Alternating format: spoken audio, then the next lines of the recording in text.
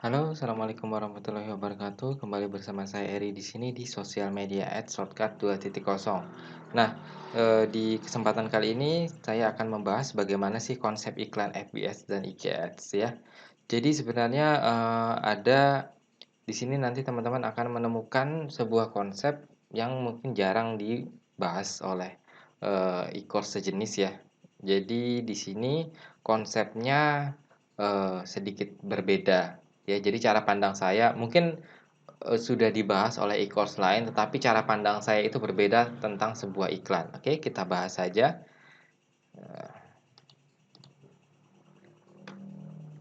Oke, pahami 3 bagian penting iklan ini. Jadi, teman-teman, iklan itu adalah sesuatu yang kita tawarkan kepada calon, pembeli ya. Jadi sebuah penawaran yang kita perlihatkan kepada calon pembeli. Sehingga untuk agar calon pembeli itu tertarik dengan iklan kita, maka ketiga bagian ini harus tertata, disusun dengan baik. Maksudnya dengan baik itu bagaimana?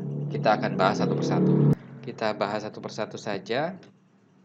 Yang pertama, iklan itu adalah ada bagian iklan yang namanya stopper, ya. Stopper itu adalah ketika orang scroll maka dia akan langsung berhenti ketika melihat iklan kita. Jadi ketika iklan teman-teman itu nggak ada stoppernya, maka orang itu ya akan scroll seperti biasa gitu, mencari sesuatu yang menarik sehingga banyak orang itu gagal di iklan ya karena iklannya itu nggak punya stopper ya iklannya itu nggak punya stopper sehingga teman-teman harus perlu yang namanya stopper. Stopper itu bisa berupa gambar yang mencolok, yang penting relevan dengan apa yang Anda iklankan, ya. Atau thumbnails dari sebuah video, ya, thumbnails. Kemudian gambar wanita yang berkaitan dengan penawaran Anda, gitu ya. Kemudian apapun ya. Jadi fungsinya adalah sebagai stopper agar orang itu ketika lihat iklan kita langsung berhenti ya. Itu satu bagiannya, harus ada stoppernya. Yang kedua harus ada penawaran. Jadi ini ada di bagian ads copy atau copywriting. Kalau nggak ada penawarannya, saya jamin teman-teman ya gitu deh gitu ya. Nggak, ya banyak dari alumni sebelumnya yang sekedar jalanin iklan pakai teknik tertentu, tetapi dari segi penawaran itu nggak nggak bagus gitu. Nah, di sini yang saya agak prihatin gitu. Ternyata memang ilmu penawarannya atau ilmu jualannya masih belum mumpuni. Nah, di sini saya perjelas lagi bahwa, di dalam sebuah iklan itu tetap harus ada penawaran.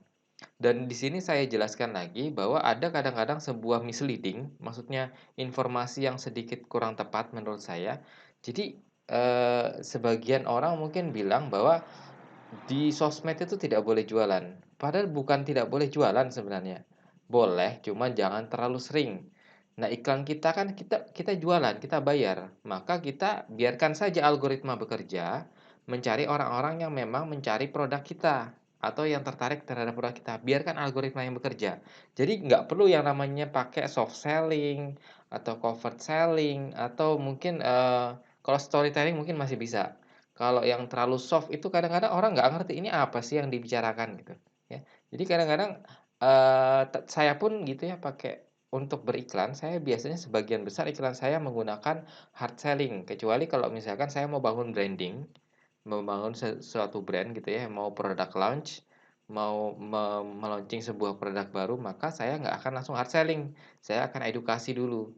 Nah, tetapi itu kan, tujuannya beda. Kalau teman-teman misalkan mau ngiklan, mau langsung jualan, maka harus ada penawaran gitu ya, harus ada penawaran. Jadi bisa dibedakan di sini, kalau menurut saya tergantung tujuannya apa, kalau teman-teman mau langsung jualan pakailah hard selling. Jadi nggak lagi pakai soft selling, cover selling, dan lain sebagainya. Nanti hasilnya kelihatan kok. Teman-teman bisa silahkan coba bandingkan misalkan teman-teman pakai soft selling, cover selling, ataupun hard selling, silahkan bandingkan ketiganya. Ya, saya jamin kalau misalkan produknya itu sudah banyak dikenal, dalam artian produknya itu ya orang tahu, oh ini produk ini makanan atau oh ini produk untuk ini. Kalau orang tahu itu, maka dengan mudah itu akan lebih laris yang hard selling, ya. Oke, kemudian yang ketiga adalah ada call to action ya. Ada call to action. Jadi apa namanya? ketika orang ngelihat penawaran itu terus di akhirnya itu mau dibawa kemana mereka gitu ya. Call to action. Misalkan hubungi saya atau klik klik link di bawah ini untuk info lebih lanjut ya. Jadi seperti itu. Harus ada call to action ya. Kadang-kadang ya ada yang nggak ada call to action-nya gitu ya. Kemudian saya jelaskan lagi untuk call to action.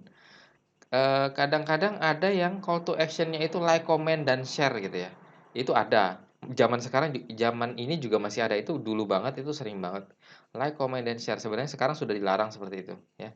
Nah, cuman, mungkin ada saja gitu yang dengan kata-kata berbeda jadi lolos. Sebenarnya kalau pakai like, comment, dan share itu langsung dapat pemberitahuan bahwa Facebook tidak tidak apa namanya, bertentangan dengan termnya Facebook, tidak boleh, menyuruh orang untuk komen gitu ya. Nah, tetapi mungkin ada yang pakai kata-kata lain gitu ya, kata-kata lain. Jadi, kalau Anda menyuruh orang untuk komen, ya yang Anda dapat ya komen gitu ya. Kalau Anda menyuruh orang untuk, datang ke halaman tertentu, maka mereka akan datang ke halaman tertentu. Kalau Anda menyuruh mereka untuk order, maka bisa jadi sebagian besar mereka akan order, ya. Tapi kalau misalkan mereka belum punya duit, maka mereka belum order, ya. Dan kalau mereka belum yakin, maka mereka belum order, ya. Jadi, Anda mendapatkan apa yang Anda perintahkan kepada mereka. Jadi itulah, pentingnya call to action diperjelas, Anda ini mau bawa mereka kemana? Untuk order, untuk komen, atau untuk jualan, ya, jadi itu.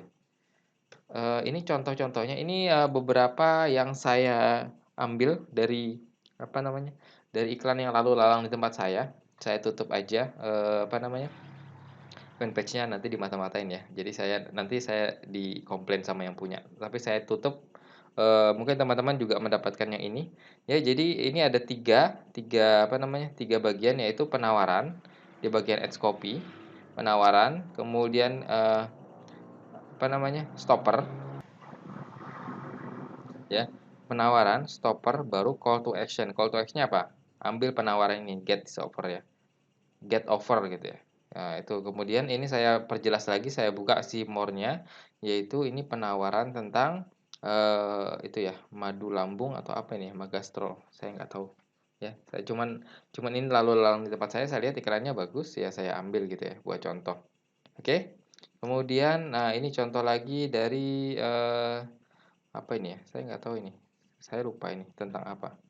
Eee Ya, tentang ini ya. Pokoknya ini tetap dibagi 3, yaitu penawaran, stopper stopper ya, kemudian call to action ya. Jadi learn more. Ya, learn more itu artinya pelajari selengkapnya ya. Oke. Nah, ini penawarannya saya perjelas lagi, ada diskon, ada pendampingan langsung, ada konsultasi ya. Ini cukup bagus saya bilang ya, cukup bagus. Jadi, dibagi 3 ya, penawaran, stopper, dan call to action. Dan ini satu lagi contohnya, penawaran ya, penawaran, stopper, dan call to action. Ya, jadi di sini teman-teman bisa lihat stopper ini bisa bermacam-macam, bisa ilustrasi, bisa, sebuah ya ini ilustrasi juga ya. Yang terakhir itu bisa langsung produknya, produknya langsung di-endorse sama orang gitu ya, ditunjukkan ya. Jadi itu, contoh-contohnya, jadi dibagi 3. Kalau 3 ini maksimal, maka teman-teman, apa namanya, akan dengan mudah nanti bermain di iklan ini gitu ya. Jadi itu untuk pembahasan, apa namanya, konsep sebuah iklan, semoga bermanfaat. Kita masuk ke materi selanjutnya. Assalamualaikum warahmatullahi wabarakatuh.